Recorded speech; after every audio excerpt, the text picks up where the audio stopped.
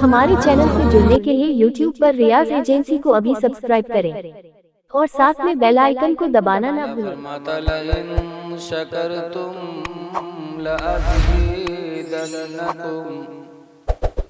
के लोगों अगर तुम मेरा शुक्र अदा करोगे तो हम तुम्हें ज्यादा देंगे।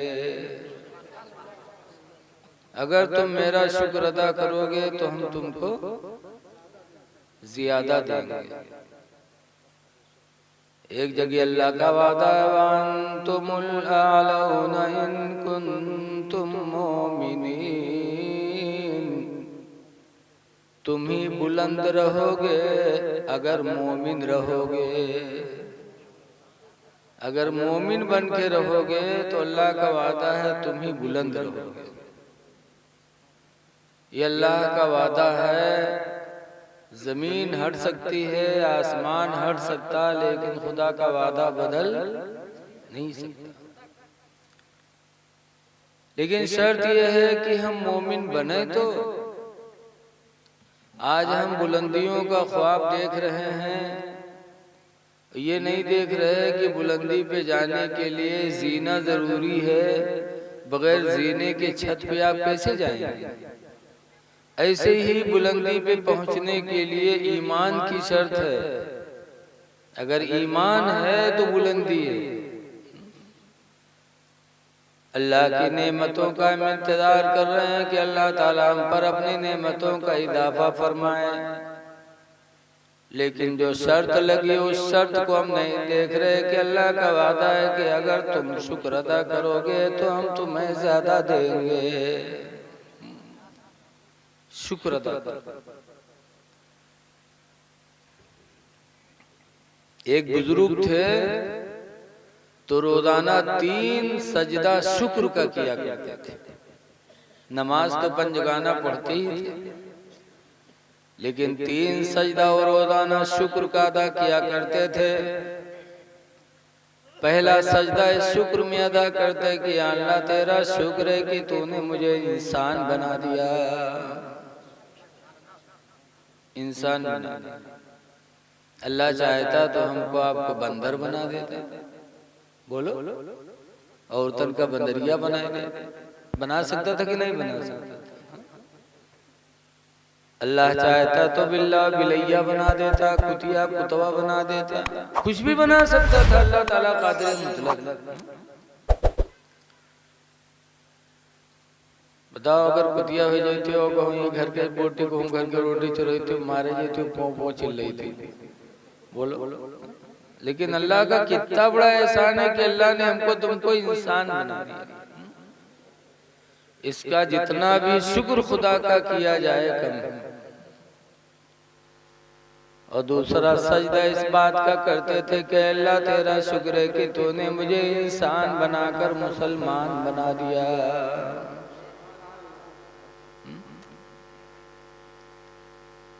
मुसलमान बना दिया। लेकिन आज हम मुसलमान तो हैं, लेकिन नाम नहीं। एक हुजूर के जमाने में एक थे सौलबा इब्ने हातिब, जाते थे नमाज पढ़ने और नमाज पढ़ के सबसे पहले मस्जिद से निकलते थे। सबसे पहले हर नमाज में। एक दिन लोगों ने शिकायत कर दिया कि अल्लाह के रसूल सौलबा हर नमाज में सबसे पहले भागते हैं।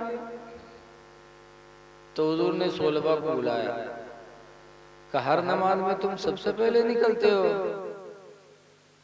तो सौलबा कहते हैं अल्लाह के रसूल हमारे घर में सिर्फ एक ही जोड़ा कपड़ा है। हमारे घर में सिर्फ, इधर देखो उधर न देखो। लोग मैं सुन न पाया। आला हजरत का कलाम आज सब लोग क्यों पढ़ते हैं? इसलिए कि वो ईमान से भरा हुआ कलाम होता है। इसको ईमान से आला हजरत तरक्की मिलेगी। साहबे किराम ने जिंदगी गुजारी मोमिन बन के, तो अल्लाह ताला ने उन्हें वो बुलंदी अता फरमाई कि आज भी हर दुनिया के गोशे गोशे में सहाबा की तारीफ की जाती है। मोमिन बन के रहे। अब मिसाल में बहुत से सहाबे किराम हैं। हजरत सैयदना अबू बकर सिद्दीक रदियल्लाहु ताला अन्हु का ईमान देखो, कैसा ईमान था हजरत अबू बकर सिद्दीक रदियल्लाहु ताला अन्हु का, कि जब उनका इंतकाल होने लगा तो अपने बेटे से कहा, बेटा खलीफा बनने से पहले मेरे घर में 3 चीजें नहीं थी, और खलीफा बनने के बाद मेरे घर में 3 चीजें बढ़ गई हैं, लिहाजा मेरे इंतकाल के बाद ये तीनों चीजें बैतुल माल में जमा कर देना, इसमें तुम लोगों की वरासत जारी नहीं होगी। 3 चीजें बढ़ी। हुजूर के बाद खलीफा बने तो फरमाते, खलीफा बनने से पहले मेरे घर में दूध की कोई ऊँटनी नहीं थी, ये दूध की ऊँटनी जो है ये खलीफा बनने के बाद मेरे घर में आई। दूसरी चीज, ये ऊनी चादर जो मैं ओढ़े हूँ, ये ऊनी चादर भी खलीफा बनने से पहले मेरे पास नहीं थी, खलीफा बनने के बाद मेरे पास आई। और तीसरा, ये खिदमत का गुलाम, ये भी खलीफा बनने से पहले मेरे पास नहीं था, खलीफा बनने के बाद ये चीजें मेरे पास बढ़ी हैं, 3 चीजें, लिहाजा मेरे इंतकाल के बाद ये तीनों चीजें बैतुल माल में जमा कर देना, इसमें तुम लोगों की विरासत नहीं जाती। हजरत उमर फारूक आज़म रज़ियल्लाहु ताला अन्हु ने जब सुना तो रोने लगे और कहने लगे, अमीरुल मोमिनीन ने तो बड़ी आजमाइश की जगह में मुझे डाल दिया, चूंकि अपनी जिंदगी ही में हजरत अबू बकर ने हजरत उमर को खलीफा चुन लिया था। अच्छा आज बताओ हम लोग ऐसा कर पाते हैं? कोई प्रधानी के बाद अगर 10 बीघा जगह बढ़ गए हुए तो प्रधान हुए के बाद 10 बीघा जगह प्रधानी खत्म हुए के बाद का वापस कह दी ग्राम सभा में? बोलो भाई, कोई विधायक वापस करेगा? आज विधायक बनने से पहले कुछ भी नहीं, विधायक बनने के बाद हर बच्चे के पास गाड़ी, जगह जगह बंगले, प्रधान हो या विधायक हो या MP, उन लोगों को हजरत सैयदना अबू बकर सिद्दीक रज़ियल्लाहु ताला अन्हु की जिंदगी से सबक लेना चाहिए।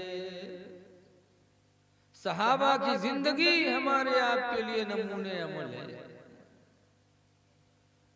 क्या ईमान है कि खलीफा बनने से पहले 3 चीजें मेरे पास नहीं थी, बाद में हुई हैं, लिहाजा मेरे विसाल के बाद ये तीनों चीजें फिर बैतुल माल में वापस जाएंगी। आप लोगों की इसमें बच्चों से कहते तुम्हारी इसमें वरासत जारी नहीं होगी, क्यों? वो मोमिन थे, मोमिन, और मोमिन उसे कहते हैं कि उसका लुकमा भी हलाल हो, उसका खाना भी हलाल हो। हजरत सैयदना इमाम मालिक रज़ियल्लाहु ताला अन्हु से पूछा गया कि कुरान करीम में अल्लाह ताला का जो वादा है, मन अमिला सालिहन मिन ज़करिन औ उन्सा, अल्लाह फरमाता है जिसने अच्छा काम किया, चाहे मर्द हो या औरत, वहुवा मोमिन, दर हाले कि वो मोमिन है, फलनुहयिन्नहु हयातन तय्यिबा, तो अल्लाह फरमाता है हम उसको अच्छी जिंदगी अता फरमाएंगे। जरा इको कम कर देना भैया। अल्लाह का वादा है कि जो अच्छा काम करेगा हम उसको अच्छी जिंदगी देंगे। तो इमाम मालिक बहुत बाइल्म थे, ऐसे नेक इंसान थे हजरत इमाम मालिक कि एक मर्तबा इल्म हदीस पढ़ा रहे थे और बच्चे पढ़ रहे थे, मदीने तैयबा में पढ़ाते थे। कहाँ पढ़ाते थे इमाम मालिक? इल्म हदीस पढ़ाते थे। और चेहरा बदल रहा था, बच्चे बार बार चेहरा देखें, सुर्ख चेहरा, और बच्चे कुछ समझ भी ना पाए। और हज में इमाम मालिक इल्म हदीस पढ़ा रहे थे। जब सबक खत्म हो गया, हदीस बंद किया, तब उन्होंने कुर्ता निकाला तो उसमें एक बिच्छू था जिसने 7-8 मर्तबा डंक मारा था। लेकिन इमाम मालिक का चेहरा तो बदल रहा था, तकलीफ तो हो रही थी, लेकिन इल्म हदीस का एहतराम इतना किया, अदब इतना किया कि हदीस पढ़ाने के वक्त उठे भी नहीं, हिले भी नहीं, कपड़ा भी नहीं उठाया कि हदीस पढ़ाने के अदब के खिलाफ हो जाएगा। 6-7 मर्तबा डंक मारा बिच्छू ने। इतनी मोहब्बत थी हदीस से इमाम मालिक को, इतना एहतराम था। और नबी से इतना एहतराम कि सुना होगा आप लोगों ने कि रहते थे मदीना में, लेकिन मदीने में कभी पाखाना पेशाब इमाम मालिक ने नहीं किया, हमेशा बाहर जाते थे, दूर, इतना दूर चले जाते थे कि उनको एहसास हो जाता था कि हो सकता है अल्लाह के रसूल के कदम यहाँ न पड़े, तब वहाँ पाखाना पेशाब करते थे। ये इमाम मालिक का अदब एहतराम था। तो उनसे लोगों ने पूछा कि अच्छी जिंदगी का मतलब क्या है, कि अल्लाह कहता है कि जो अच्छा अमल करेगा उसको हम अच्छी जिंदगी देंगे, तो अच्छी जिंदगी का मतलब क्या है? तो हम लोग तो अच्छी जिंदगी का मतलब यही है कि 4 पहिया गाड़ी हो जाए, कोठी बढ़िया बन जाए, कपड़ा हो जाए, लड़का बच्चा हो जाए, खेत कुरिया हो जाए, बोलो यही सब तो हम समझते हैं। लेकिन जब इमाम मालिक से पूछा गया कि अच्छी जिंदगी का मतलब क्या है, तो इमाम मालिक रज़ी अल्लाह ताला अन्हु ने फरमाया, यल्बसु हलाला व याकुलु हलाला, कि अच्छी जिंदगी उसकी है जो लिबास भी हलाल पहने और रोजी भी हलाल खाए। अल्लज़ी यल्बसु हलाला व याकुलु हलाला, कि अच्छी जिंदगी उस इंसान की है जिसकी रोजी भी हलाल हो, जिसका कपड़ा भी हलाल हो। तो सहाबे किराम की जिंदगी सबसे अच्छी जिंदगी थी, क्योंकि उनका लिबास भी हलाल और उनकी रोजी भी, बोलो, हलाल थी। सबसे अच्छी जिंदगी उस मुसलमान की है जिसकी रोजी अच्छी और जिसका लिबास भी अच्छा, हलाल होने के बाद से। लेकिन आज हर आदमी को ये सवार है, चाहे हम हों चाहे आप हों, सब पर यही सवार है कि अल्लाह हमको कितना दे दे, कितनी दौलत मिल जाए।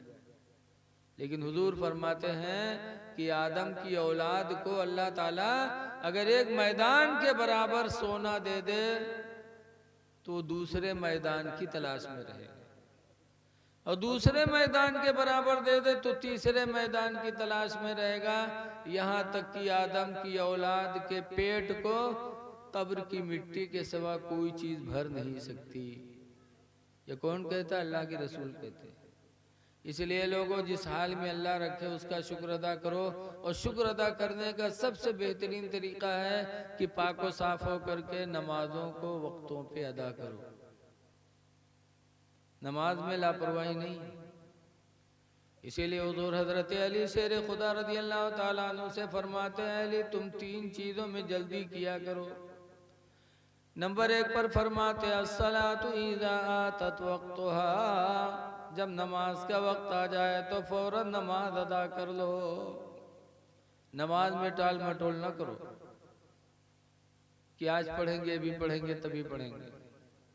दूसरे नंबर पर हुजूर फरमाते, वल जनाज़तु इज़ा हदरत, और दूसरा है कि जब जनाजा हाजिर हो जाए तो किसी का इंतजार न करो, फौरन उसकी नमाज जनाजा पढ़ के दफन कर दो, उसको रोको ना।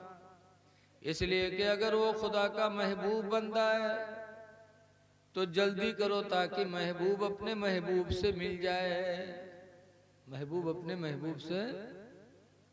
और अगर बुरे का जनाजा है तो रोको ना, हो सकता है उसका कोई ऐसा गुनाह हो कि जिस गुनाह के बदले में उस पर अजाब न उतर चुका हो, कहीं चेहरा बदल न गया हो, तो अपने भाई को रोक करके उसको रुसवा न करो।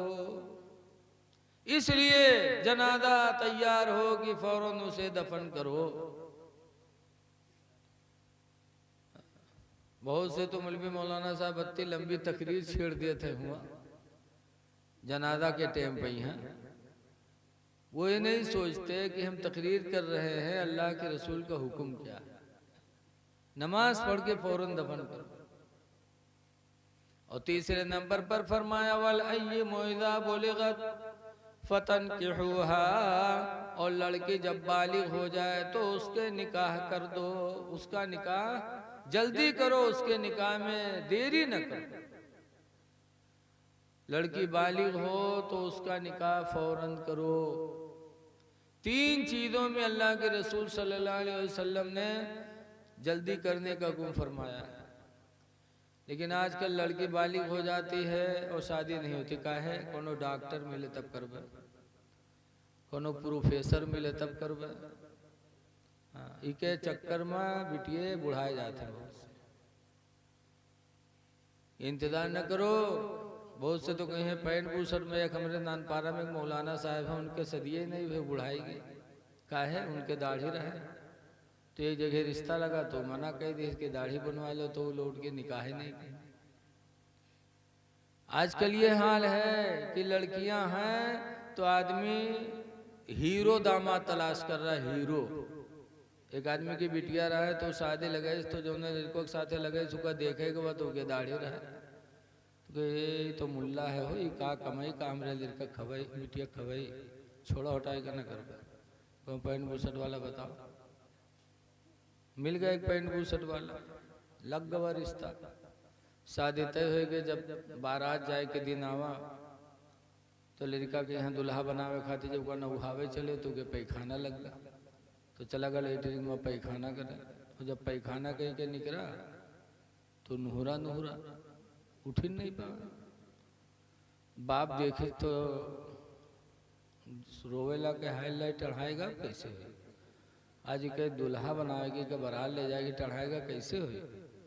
का घसीट उसीट के लेके डॉक्टर के पास पहुंचे। डॉक्टर साहब देखें तो कहीं घबराओ ना, ऑपरेशन करे पड़ी ठीक हुई। तो बप्पा कही डॉक्टर साहब आज का दुल्हा बनावे है, रिश्तेदार के इंतजार में है, शादी कैसे हुई? कहीं घबराओ ना, 2 मिनट लागी ठीक हुई। लेके गए डॉक्टर साहब ऑपरेशन रूम में यहाँ, और दरवाज़ा बंद कहने के बाद तुरंत दरवाज़ा खोली दी। और जब वो निकला तो सीधा सीधा तो लोग पूछें डॉक्टर साहब कौन बीमारी रहे के जो 2 मिनट न लगा ऑपरेशनों कह दियो ठीक हो ही गवा। तो डॉक्टर साहब कहें कोई बीमारी नहीं, पैंट के बटन बूसर में लगा लिए सर है। पैंट के बटन बूसर में बताओ ऐसे ऐसे चोंगा भरे हैं। पहनी है पैंट चाहे आवे चाहे ना हो कि कहाँ बटन हम कहाँ लगाए लिए। बस ढूंढते हीरो मिले कौन। अल्लाह के रसूल का हुक्म है कि लड़कियां बालिग हों तो उनका रिश्ता अच्छे से कर दो। रोजी के मालिक तुम नहीं हो। मौलवी मौलाना देखकर पीछे कदम न हटाओ। अल्लाह के नबी फरमाते हैं अल उलमाउ बिहिम युमतरून, कि उलमाए किराम ही की बरकत से लोगों पर बारिशें होती हैं। वबिहिम युरज़क़ून, और उन्हीं की वजह से लोग रोजियां पाते हैं।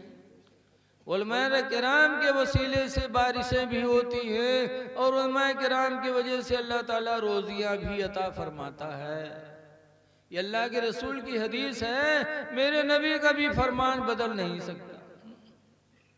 इसलिए लोगों, लेकिन आप सोचिए जब मौलाना लोगों की वजह से बारिश होते, इनके वजह से रोजे मिले थे, तो ये काहे भूखन मरत है? सबसे ज्यादा मालदार इन्हीं को होना चाहिए। लेकिन याद रखो उलमाए किराम जो हकीकत में आलिम है वो नबी के वारिस हैं और नबी के नाइब हैं। और रसूलुल्लाह सल्लल्लाहु अलैहि वसल्लम के पास सब कुछ होते हुए कैसी फाका की जिंदगी अल्लाह के रसूल ने गुजारी है। एक मर्तबा हजरत फातिमा के घर में 3 दिन आग नहीं जली, 3 दिन खाना ही नहीं बना था नहीं। तीसरे दिन हजरत अली किसी जरिए से थोड़ा सा आटा लाए, हजरत फातिमा ज़हरा ने उसकी रोटी बनाई तो कुल आटे की 1 रोटी बनकर तैयार हुई। इतना थोड़ा आटा था, 1 रोटी बनी तो हजरत फातिमा ज़हरा रज़ियल्लाहु ताला अन्हा ने सोचा कि हम खाएं, हमारे बच्चे खाएं, हमारे शोहर खाएं और हमारे अब्बा न खाएं। तो अपने अब्बा के लिए टुकड़ा उसमें से तोड़ा और लेकर गई हुजूर के पास। हुजूर ने देखा फातिमा क्या लाई हो? कहने लगे अल्लाह के रसूल 3 दिन के बाद आज एक रोटी घर में बनी थी तो उसमें से थोड़ा हिस्सा आपके पास लाई। अल्लाह के रसूल ने उसमें से एक नवाला मुंह में रखा और फरमाया फातिमा आज तुम्हारे बाप के मुंह में नवाला 1 हफ्ते के बाद गया। 1 हफ्ता के बाद ये पहला नवाला जो तुम्हारे बाप के मुंह में गया है फातिमा। ये रसूल करीम की जिंदगी कितनी फक्र फाका की थी, जबकि हुजूर फरमाते हैं वो ती तो मफातिह खज़ाइनिल अर्दी कि मुझे ज़मीन के खजानों की कुंजियाँ अता की गई हैं। ज़मीन के खजानों की कुंजियाँ अल्लाह ने अपने नबी को अता फरमाया। इसीलिए आला हज़रत इमाम अहले सुन्नत रज़ियल्लाहु ताला अन्हु फरमाते हैं कि सरवर कहूँ कि मालिक मौला कहूँ तुझे, और बाग़े खलील का गुले ज़ेबा कहूँ तुझे। तेरे तो वस्फ़ बे तनाही से बरी, हैरान हूँ मेरे शाम में क्या क्या कहूँ तुझे। लेकिन रज़ा ने ख़त्म सुखन इस पे कर दिया, लेकिन रज़ा ने ख़त्म सुखन इस पे कर दिया। खालिक का बंदा खल्क का आका कहूँ तुझे। इसलिए ऐ लोगो इल्म दीन हासिल करो, अपने बच्चों को आलिम बनाने की कोशिश करो। रोजी देने वाला परवरदिगार है, हर हाल में रोजी अल्लाह अता करने वाला है। हजरत दानियाल अलैहिस्सलाम के ज़माने में हजरत दानियाल अलैहिस्सलाम एक दिन गुजर रहे थे तो रास्ते में एक कब्र मिली जिस कब्र पे तख्ती लगी थी और उसका था है लोगों दुनिया बड़ी बेवफा है, इससे कभी दिल न लगाना। फिर नीचे लिखा था कि मैं एक बादशाह था, मेरे 8000 बीवियां थीं, 12000 बच्चे थे, लेकिन फिर भी दुनिया से मैं भूखा प्यासा होकर चला गया। वो बादशाह था, सूखा पड़ा तो मुल्क वाले भाग गए। 8000 बीवियां थी वो भी भाग गईं, 12000 बच्चे थे वो भी भाग गए। तने तनहा वो बादशाह अपने महल में भूखा प्यासा रह करके मर गया। तब उसने लिखा था, एक मरने से पहले एक तख्ती लिख दी थी कि लोगों दुनिया बड़ी बेवफा, इससे दिल न लगाना। मैं बादशाह हो करके 8000 बीवियां रख करके 12000 बच्चे रख करके फिर भी मैं भूखे दुनिया से आया। इसलिए याद रखो रिस्क देने वाला खुदा है, इंसान को हमेशा हक हलाल का फर्क रखना चाहिए, हलाल और हराम का फर्क रखना चाहिए। साहबे किराम की जिंदगी हमारे आपके लिए नमूने अमल है। हजरत अबू दुजाना एक सहाबी हुजूर के पीछे नमाज पढ़ते थे और फजर में सबसे पहले निकलते थे। एक दिन लोगों ने शिकायत की तो हुजूर ने रोका, तो अबू दुजाना कहते हैं अल्लाह के रसूल मेरे बगल में एक पड़ोसी है, यहूदी है, उसके घर में खजूर का पेड़ लगा है और इस वक्त खजूरों के पकने का मौसम है, खजूरें पक के गिरती हैं, उसकी शाखें मेरे आंगन में हैं, रात में उसकी खजूरें मेरे आंगन में गिरती हैं।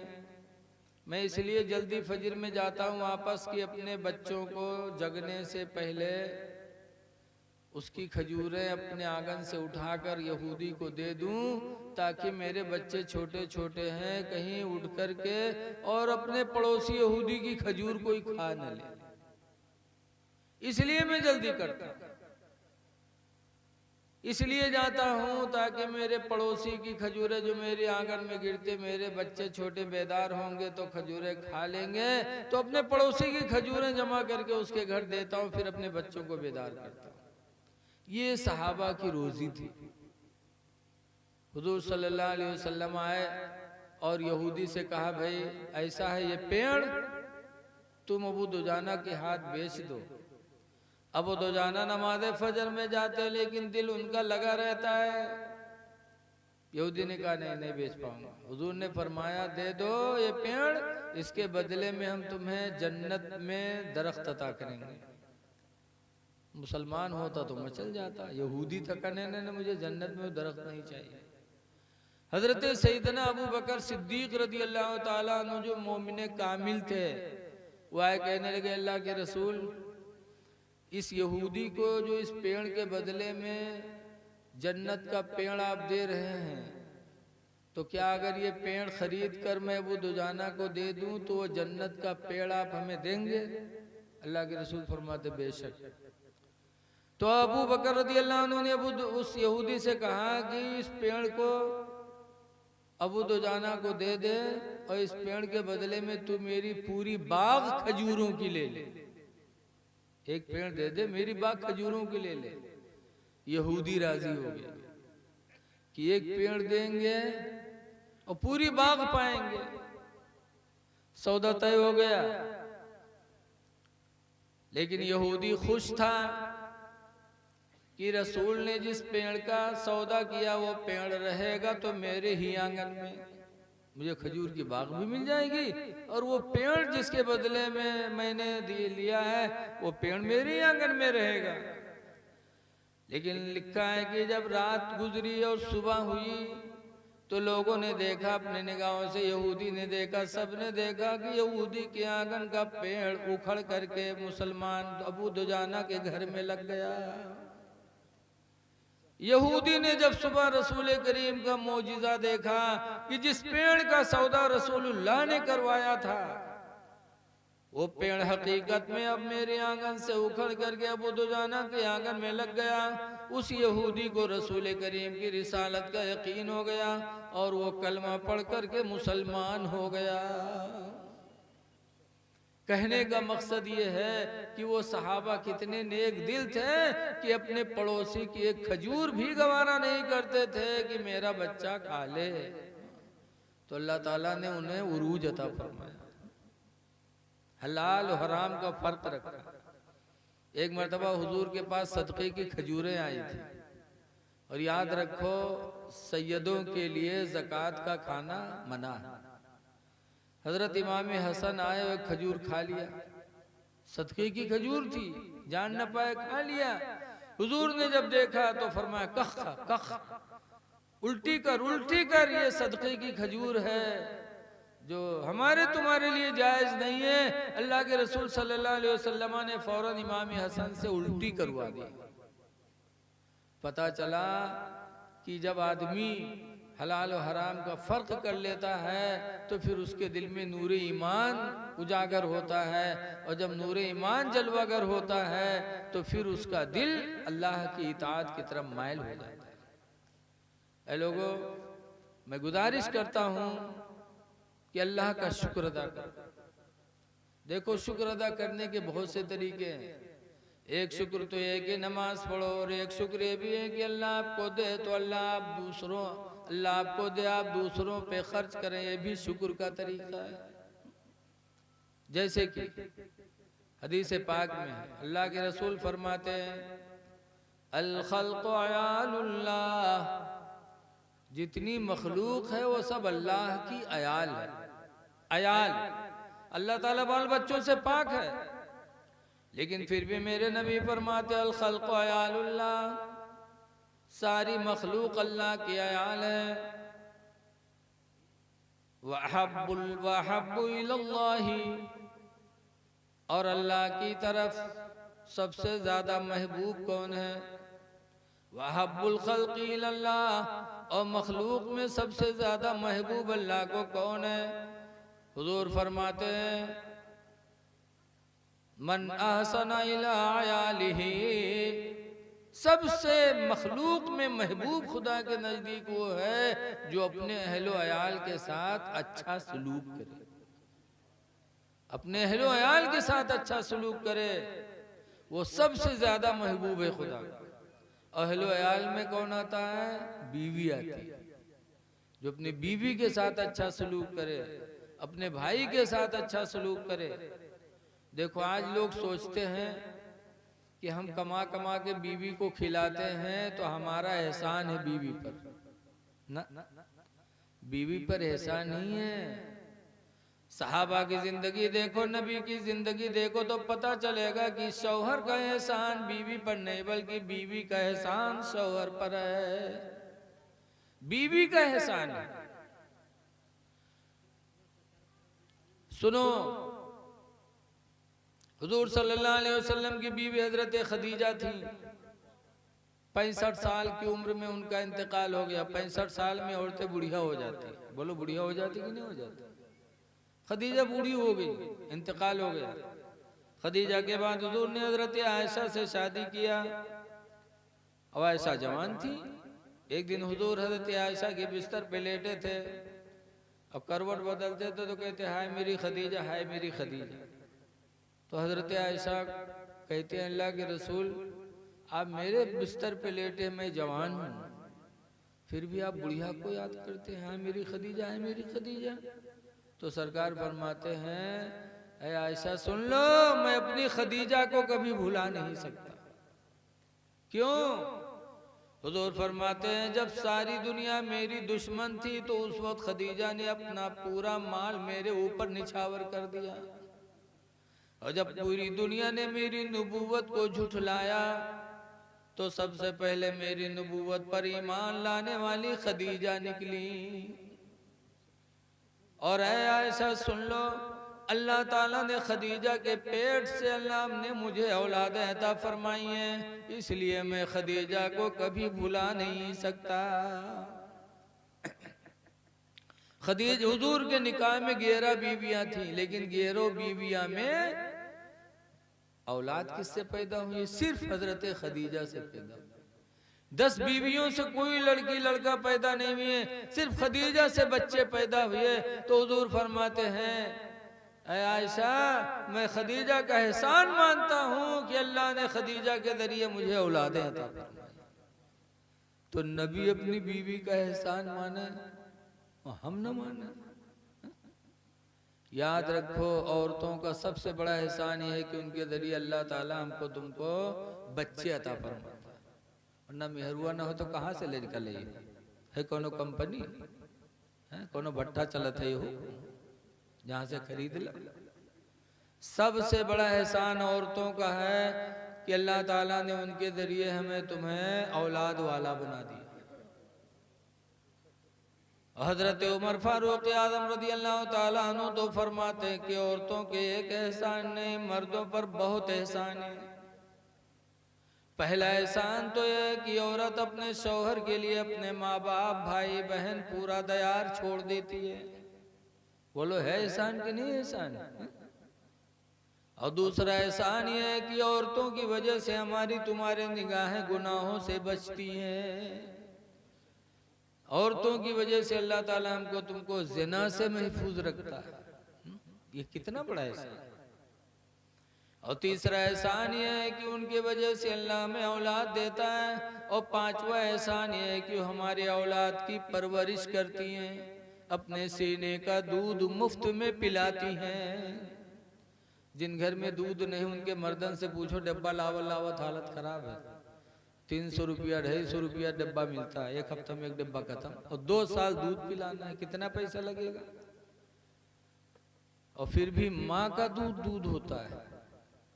माँ के दूध से दिल को तक़वियत मिलती है, आदमी का दिल मजबूत होता है।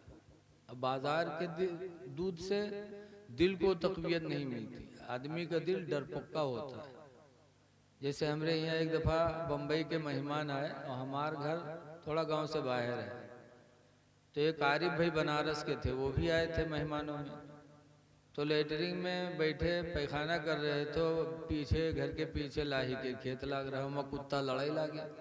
आरिफ भाई उसे खोले भाग गया, अरे बचाओ बचाओ कुत्ता आ गया, कुत्ता आ गया। हम लोगों ने कहा यार हद हो गई यार तुम यार, अरे मौलाना कुत्ता सर पे चढ़े जा रहे थे। तो क्यों? बाजार का दूध पिया था, डिब्बा का। माँ का दूध जो पीता है तो उसका दिल मजबूत होता है। तो हजरत उमर फरमाते हैं कि औरतों का सबसे बड़ा एहसान यह है कि अपने सीने का दूध मुफ्त में तुम्हारी औलाद को पिलाती है। और एक एहसान और है कि वो परवरिश करती है। परवरिश कितनी करती हैं हम और आप जानते हैं। तनिक बच्चा पेशाब का देश तो नाराज निकले जाओ, अगर यह बाहर से शाम के टाइम काम करके शाम के टाइम यह तो ले अगले हमार हुलू हुलू हुलू करी है, और जहाँ बुल्ले से नाग निकली पकड़ नहीं का लेके जाओ पकड़, तो महतरिया बिचारी अपने दुपट्टे से नाक साफ करती है। हजरत उमर फरमाते हैं औरतों का बड़ा एहसान है कि हमारे तुम्हारे औलाद की परवरिश भी करती हैं, हमारे तुम्हारे औलाद को सीने का दूध पिलाती हैं, उनकी वजह से अल्लाह हमें औलाद देता है। इसलिए हजरत उमर फरमाते औरतों का एहसान मानो। कुरान भी इसीलिए कहता है आशिरूहुन्ना बिल मारूफ, ऐ लोगों अपने औरतों के साथ उसने सुलूक किया करो, मारा पीटा ना करो। लेकिन आज कुछ लोग ऐसे हैं जो औरतों के ऊपर जुल्म ढाते हैं। मारना नहीं चाहिए। हुजूर सल्लल्लाहु अलैहि वसल्लम के निकाह में 11 बीवियां थीं, लेकिन हुजूर ने कभी नहीं मारा। एक दफा कुछ लोग हुजूर के पास गए, कहने लगे या निसा नबी ज़रबकुन्ना रसूलुल्लाह, नबी की बीवियों क्या बताओ तुम लोगों को रसूलुल्लाह ने मारा कि नहीं मारा। कुल्ना मा ज़रबना रसूलुल्लाह शय्यन क़त्तु बियदिही, औरतों ने कहा कि अल्लाह के रसूल ने हमको कभी नहीं मारा, कभी किसी चीज से नहीं मारा। यहां तक कि एक दफा का बयान है कि हुजूर की बीवियों ने खर्चा मांगा, कहा जितना जितना खर्च मिलता उसमें हमारा पूरा नहीं लगता। जैसे आजकल मेहरुए कहते हैं कि अत्यम ना हुए और दो, बोलो कहती कि नहीं कहती। ऐसे हुजूर अपनी बीवियों का खर्चा बांध देते कि इतना महीने में तुमको लेना, इतना तुमको, इतना तुमको। तो औरतों ने एक दिन दरखास्त की कि हम लोगों का खर्चा कम पड़ता है, इसमें बढ़ा दीजिए। तो हुजूर ने मारा नहीं, बल्कि खामोशी इख्तियार की। तो अल्लाह ताला ने कुरान करीम की आयत नाजिल फरमाई और इरशाद फरमाया कि नबी अपनी बीवियों से कह दो इन कुंतुन्ना तुरिदुनल्लाह व तुरिदुनल या निसा नबी या अय्युहन नबी कुल लिअज़वाजिका, ऐ नबी अपनी बीवियों से कह दो। क्या कह दो कि अगर तुम अल्लाह और उसके रसूल को और आखिरत को ज्यादा चाहती हो तो जो है उस पर इक़्तिनात करो, और अगर दुनिया और दुनिया की जीनत चाहती हो तो आओ हम तुम्हें छुटकारा दे दें। लेकिन मारा नहीं अल्लाह के रसूल ने। तो औरतों ने कहा नहीं अहब्बुल्लाह व रसूला, हम अल्लाह और अल्लाह के रसूल को पसंद करते हैं, लेकिन मारा किसी मोड़ पर नहीं। लेकिन आज आदमी बात बात पे मारता है। हजरत मौलाना अब्दुल मुस्तफ़ा आज़मी अपनी किताब में लिखते हैं कि एक आदमी रहा जो अपनी बीवी को बहुत मारता था, और उसकी बीवी के वालिदैन बड़े अच्छे थे। जब वालिदैन ने उसको रुखसत किया था तो फरमाया था मेरे बेटे शौहर के घर जा रही हो, अल्लाह ताला अगर मुसीबत के दिन देगा तो सब्र करना, सब्र का दामन न छोड़ना, और अगर अल्लाह ताला जिंदगी में खुशहाली देगा तो बेटी कभी अल्लाह का ना शुक्री न करना, शुक्र अदा करना। शौहर के घर से तुम्हें बाहर नहीं निकलना है, मरने के बाद ही तुम्हारे कदम तुम्हारे शौहर के घर से निकलने हैं। ये माँ बाप ने समझा के भेजा था कि जा रही हो बेटी, शौहर के घर जा रही हो, जिंदगी में खुशहाली के भी दिन आ सकते हैं, परेशानी के भी दिन आ सकते हैं। तो जब परेशानी के दिन आएंगे तो सब्र करना, खुशहाली के दिन आएंगे तो खुदा का शुक्र अदा करना। ये समझा के भेजा था। शौहर जालिम मिल गया, मारने लगा, लेकिन वो औरत मार खाती रही, शौहर मारता रहा, मार खाती रही। आहिस्ता आहिस्ता शौहर के मिजाज को परखने लगे। फिर धीरे धीरे उसी मिजाज के मुताबिक बीवी काम करने लगी, तो मारपीट का सिलसिला आहिस्ता आहिस्ता बंद हो गया। जब बंद हो गया हफ्ता गुजर गया, 2 हफ्ता गुजर गया, मारपीट नहीं हुई। तो एक दिन उस जालिम शौहर अपने मुहारम ठाड़ सोचे कि 2 हफ्ता हो गए हमारे नहीं कस करिए। तो एक प्रोग्राम बने, इस गवा मछली लेके आवा घर में रख दी तक दरवाजे पर ठाड़ सोचे कि आज अगर अब्बा जब खाना बना के बुलाए कि आओ खाए लो तो पूछबे कि सब मछली बनाए है, तो कही बे हाँ। जब पूछबे सब बनाए तो कहीं हाँ, तो ये कह के मरबे कि अरे सब काहे बना डाले, आधा रख दी थी कल का कही बेरे। और अगर आधी बनाई आधी रख दी तो ये कह के मरबे कि काहे रख दी है रे, आधी मछली उस सड़ जाए तो ये नुकसान कहाँ से रे। बहरहाल आधा बने तो ये कह के मरबे, कुल बने तो ये कह के मरबे। ठाड़ प्रोग्राम बनावे और खाना बनावे, वहाँ रुके प्रोग्राम बने, इधर खाना बने। जब खाना बन के तैयार हुआ, बीवी ने खाना निकाला, उसके बाद बुलाया तो ये लाठी लेके गया। सोची साज तो मरे ही मारेगा, लाठी लेके बैठा। बीवी ने खाना रखा तो ये कहता है कि सब बनाए मछलियाँ, तो मूड हलेस वो उठाई लाठी गए, सब काहे बना डाले रे, आधा रख दी थी कल का कहे रे, कह रे भूल गई थी आधी मछली कल के लिए भी रख दिया। अब यू सट ठीक है, सब प्रोग्राम है खत्म, अब आगे का बोले, चुप्पे ठाड़। बहरहाल बैठा, खाना कहाँ धसे, बना बनाओ प्रोग्राम फेल होएगा। थोड़ा बहुत खाए उसके बाद छोड़ दिए। गर्मी का जमाना था, बीवी ने आंगन में बिस्तर बिछाया। जब ये लेटा तो बीवी पैर दाबने लगी कि मेरा शौहर है, दिन भर रोजी कमाया, थका होगा। वो पैर दाबे, जालिम वही चक्कर में ऊपर ताके का बते प्रोग्राम फेल होगा।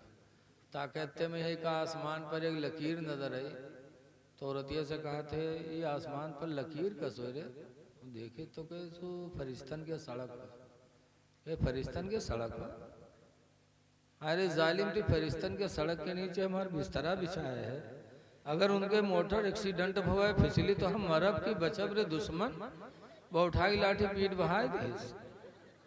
मौलाना अब्दुल मुस्तफा आदमी लिखते हैं कि इंसान बड़ा जालिम होता है, बड़ा जालिम होता है। खुलिक़ल इंसान वजूला, इंसान जल्दबाज भी बनाया गया और बड़ा जालिम है। इसलिए लोगों, औरतों के साथ अच्छा बर्तावा करो, और औरतों के लिए भी जरूरी है कि मर्दों के साथ भी हुस्ने अखलाक से पेश आए। इसलिए कि शौहरों का बड़ा दर्जा है। लिखा है कि एक साहब के पैर में फोड़ा हो गया था, तो उनकी बीवी आई हुजूर के पास, कहने लगी अल्लाह के रसूल मेरे शौहर के बदन में फोड़ा है और वो बदबू करता है। जिस कमरे में रहते हैं उस कमरे में बदबू होती रहती है, तो क्या इसी सूरत में मैं अपने शौहर से अलग दूसरे कमरे में रह सकती हूँ? रसूलुल्लाह सल्लल्लाहु अलैहि वसल्लम का चेहरा बदल गया। फरमाते हैं कि तुम दूसरे कमरे में रहने के लिए पूछने आई हो? जाओ अपने शौहर के फोड़े को अपने जबान से चाटो, उस वक्त तक चाटो जब तक कि वो फोड़ा ठीक न हो जाए। फिर फरमाते हैं सुन लो, अगर अल्लाह के अलावा किसी को सजदा करना जायज होता तो मैं औरतों को हुक्म दे देता कि सुबह वो शाम अपने मर्दों का सजदा करें। इसलिए औरतों को जरूरी है कि अपने शौहरों को राजी करें। एक हदीस में हुजूर फरमाते हैं युमा इमरातिन मातत, जो औरत मर गई, वज़ौजुहा अन्हा राजिन, दरहाली कि उसका शौहर उससे राजी रहा, फदखलतिल जन्ना, तो सरकार फरमाते वो औरत जन्नत में दाखिल होगी। जो औरत मरी और शौहर राजी रहा तो उस औरत का ठिकाना जन्नत। इसलिए हमारी माँ बहनों को भी चाहिए, ये नहीं कि बात बात पर कहा असिल की हो बस छोड़ दो, असिल की हो छोड़ दो, ये मुतालबा करना, ये लफ्ज बोलना ही औरतों के लिए गुनाह है। तो अल्लाह ताला ने दोनों के हुकूक को वाजिब करार दिया। ये भी शुक्र है कि अल्लाह ताला का शुक्र अदा करने का भी तरीका है कि एक दूसरे के हुकूक का ख्याल रखें। कोई गरीब है, परेशान है, 10 रुपया निकाल के आपने दे दिया, ये भी खुदा का शुक्र ही है। खुदा ही को राजी करने के लिए इंसान देता है। ऐसे एक सहाबी बारगाहे नबी में आए तो हुजूर से अपने माँ बाप के ताल्लुक से पूछने लगे, तो हुजूर ने फरमाया सुन ले, अंता व मालुका लिया बी का। हुजूर फरमाते तू तेरा माल सब तेरे बाप का, तू भी अपने बाप का, तेरा माल भी तेरे बाप का। तो जब तू तेरा माल सब तेरे बाप का है तो तेरा बाप जिस तरह चाहे तुझे रखे और जिस तरह माल अपना चाहे वो खर्च करे। साफ साफ सरकार ने फरमाया अंता व मालुका लि अबी का, तू और तेरा माल सब तेरे बाप का। तो इंसान ये समझ ले कि हम भी बाप के, हमारी कमाई भी बाप की। लेकिन अब तो अगर लड़का ज्यादा कमा लेता है तो बाप से कहता है तू हमारा बाप कहाँ है, तू हमरे लिए का की है, ये तो सब हम की है। ये बोली फिरौनियत की बोली है, कारून की बोली है। ऐसी बोली न बोलो जैसे कि कारून था, अल्लाह ने दौलत दे दिया तो सोचा कि ये सब मेरी कमाई है। जब हुक्म हुआ हसन कमा अहसनल्लाहु इलैक कि तुम ऐसे अल्लाह के बंदों पर एहसान करो जैसे अल्लाह ने तुम पर एहसान किया, तो कारून बिगड़ गया हजरत मूसा अलैहिस्सलाम से और कहने लगा ना ये सब मेरा है। और उसके बाद मूसा अलैहिस्सलाम का बागी हो गया। जैसे आज गांव में यहाँ कोई इमाम हो और गांव में यहाँ कोनो सूद खौआ हो और सूद के बारे में अगर इमाम साहब तकरीर कह दी जुमा में तो जान लो फिर सूद खौआ इमाम साहब का रहा है नदी गाँव में। भाई इनका अब तड़काइयों से बोलो जगह जाते कि नहीं जाते। ऐसे हजरत मूसा अलैहिस्सलाम ने कारून के ताल्लुक से फरमाया कि अपने माल की ज़कात दे, एहसान कर अल्लाह के बंदों पर जैसे अल्लाह ने तुझ पर एहसान किया। तो कारून सोच लिया कि अब मूसा को जमीन पे रहने नहीं देंगे, बहुत बड़ा मालदार था। उसके बाद क्या किया देखो, आजकल भी गांव में यह जब इमाम की यह निकरवे हुई है तो उनका तोहमत लगाए दे, फलानवा घर में हम देखा रहा उनके घर में बैठ रहा है। भाई से कहते कि नहीं कहते बोलो। आजकल अक्सर इमामों को जब इमाम अच्छा काम करने लगता है तो गांव में जो बदतमीज टाइप के होते हैं तोहमत लगा के निकाल देते। ऐसे हजरत मूसा अलैहिस्सलाम के बारे में कारून ने सोचा कि मूसा अलैहिस्सलाम तकरीर करते थे लोगों के बीच में, तो कारून ने एक औरत को तैयार किया। उस औरत के गोद में बच्चा था तो उस औरत से कहा कि तेरे गोद में जो बच्चा है ना, जब मूसा अलैहिस्सलाम किसी जलसे में तकरीर कर रहे हो तो जा करके तुम खड़ी हो जाना और कह देना कि लोगों ये मेरे गोद में जो बच्चा है मूसा का है, ना मैं इनकी बीवी ने मेरे शौहर ने मुझसे जना किया, बच्चा पैदा हो गया, इतना तुम्हें कहना है। तो कहते हैं औरतन के नाक न हो तो पता नहीं कहा खाए ले, कहते कि नहीं कहते, पैसा के चक्कर में तैयार हो गया। और हज़रत मूसा अलैहिस्सलाम तकरीर कर रहे थे, वो औरत गई खड़ी हो गई मजमे में, कहे लोगों देखो देखो ये मूसा बड़े अच्छे बनते हैं, जबकि मेरे गोद में जो बच्चा है मूसा का, इन्होंने मुझसे ज़िना किया, बच्चा पैदा हुआ। अब जब लोगों ने सुना तो कहा इनको यार हम इतना अच्छा समझते थे और ये ऐसे जैसे हम बैठे तकरीर कहते हो कोई खन्ना पूर्वक आवे का है हमारे बकरी चुराए लेकर है, तो आप लोग कहा गए अरे ये तो बड़ा बबला भगत बना है, कहोगे कि नहीं। मूसा अलैहिस्सलाम के बारे में लोग ऐसे कहने लगे तो हजरत मूसा अलैहिस्सलाम को जलाल आया, उठे औरत के पास गए। औरत के गोद में जो बच्चा था दूध पीता, उसी बच्चे के पेट पे उंगली रखी और हजरत मूसा अलैहिस्सलाम ने फरमाया बच्चा तू ही बयान कर दे कि तू किसका है। दूध पीते बच्चे से कहा। तो दूध पीते बच्चे ने अल्लाह ताला के नबी के उंगली की बरकत से वो बच्चा बोल पड़ा। और क्या बोला, मौलाना रूम ने अपनी मसनवी में लिखा है, बच्चा बोला कि हजरत मूसा है अल्लाह के नबी और माँ मेरी झूठी है सच कहती नहीं है, शरारत सारी ये कारून की हजरत मूसा सच्चे बिल यकीन। छोटा बच्चा बोल पड़ा। मूसा अलैहिस्सलाम को जलाल आया, फौरन मजमे ने देख लिया कि मूसा सच्चे हैं।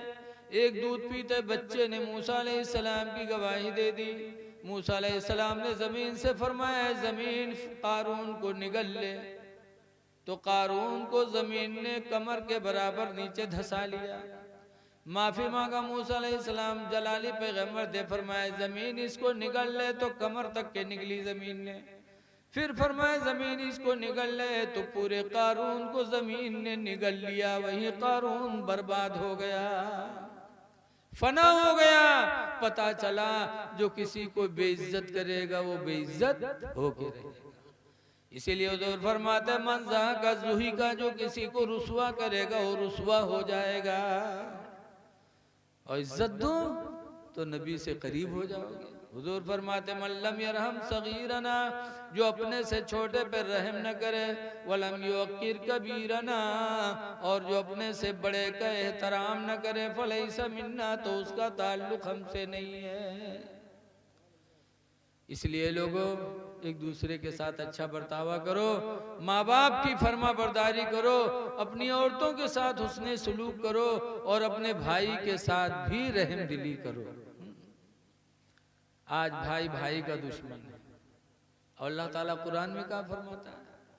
अल्लाह फरमाता सना शुद्ध अदूद कभी अखी का, ऐ मेरे बंदे मैंने तेरे बाजू को तेरे भाई से मजबूत कर दिया है। तेरा भाई बनाकर तेरे बाजू को मजबूत कर दिया मैंने।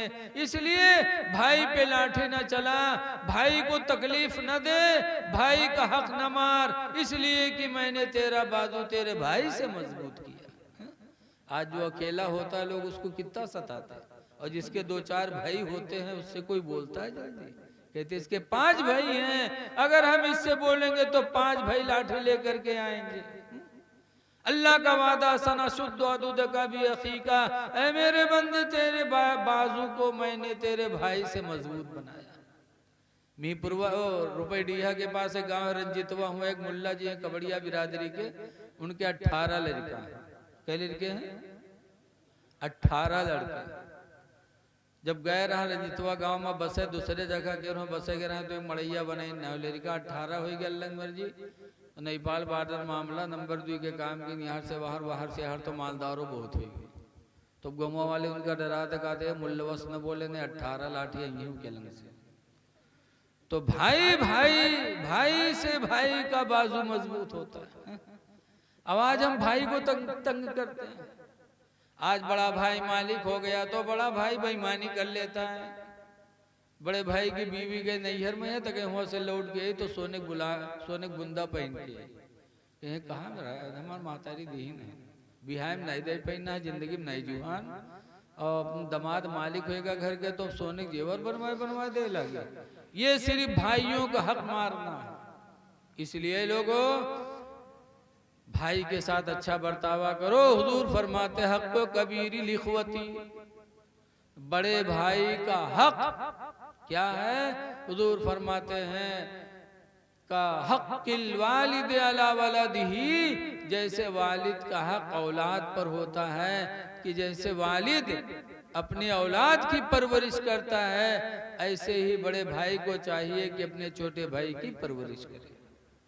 तो आप हजरात से गुजारिश करते हैं, अल्लाह का वादा है लेकिन शकर तुम लाज़ीदन्नकुम, अगर तुम मेरा शुक्र अदा करोगे तो हम तुम्हें ज़्यादा देंगे। इसलिए आप हजरात से गुजारिश है कि पाक व साफ रहो, नमाज़ों की पाबंदी करो, कुरान करीम की तिलावत करो, रमज़ान के रोज़े आ रहे हैं रोज़ा रखो। आई लोग रोज़ा नहीं रखते कि कमज़ोर हो जाएंगे, सेहत चली जाएगी, खूबसूरती चली जाएगी। लेकिन एक बात सुन लो कि हमारे तुम्हारे अब्बा हज़रत आदम अलैहिस्सलाम आज जन्नत में थे तो बिल्कुल सफ़ेद थे, और जब ज़मीन पे उतारे गए तो कुछ ही दिन में काले हो गए। जब काले हो गए सेहत भी बिगड़ गई। तो अल्लाह ताला ने फरमाया आदम तुम अय्याम 20 के रोज़े रखो, हम तुम्हें खूबसूरत बना देंगे। अय्याम 20 किसे कहते हैं? हर अरबी महीने की 13, 14, 15 तारीख, 13, 14, 15 तारीख को इस्लाम में अय्याम 20 यानी सफेदी के दिन बोले जाते हैं। ये 3 दिन को इस्लाम में सफेदी के दिन बताए गए, क्योंकि इन 3 दिनों में चांद मुकम्मल होता है। तो अल्लाह ने फरमाया आदम तुम अय्याम 20 के रोजे रखो तो हम तुम्हें सफेद कर देंगे। हजरत आदम अलैहिस्सलाम ने 3 रोजे रखे तो 3 रोजों की बरकत से अल्लाह ताला ने फिर वही सफेदी अता फरमा दी और सेहत अता फरमा दी। तो पता चला कि रोजा रखने से कोई बदसूरत नहीं होगा, कोई कमजोर नहीं होगा, बल्कि रोजा रखने से अल्लाह ताला सेहत भी अता फरमाता है, खूबसूरती भी अता फरमाता है। इसलिए रमजान के रोजे आए तो रोजा न छोड़ो, अल्लाह का शुक्र अदा करो, अल्लाह बढ़ाएगा। और खुदा जाने किस वक्त मौत आ जाए तो हमारा तुम्हारा बुलावा भी ईमान पर हो। अल्लाह फरमाता वला तमूतुन्ना इल्ला व अंतुम मुस्लिमून, हरगिज हरगिज तुम में कोई न मरे मगर मुसलमान होकर के मरे। तो अल्लाह ताला से दुआ है कि अल्लाह ताला इस महफिल मिलाद शरीफ को हमारे तुम्हारे गुनाहों का कफ़ारा बना दे, और जिन्होंने जलसा कराया मौला उन्हें इसका नेमल बदल अता फरमा दे। अब काफ़ी ठंडक है, खड़े हो जाइए, सलातो सलाम पढ़िए।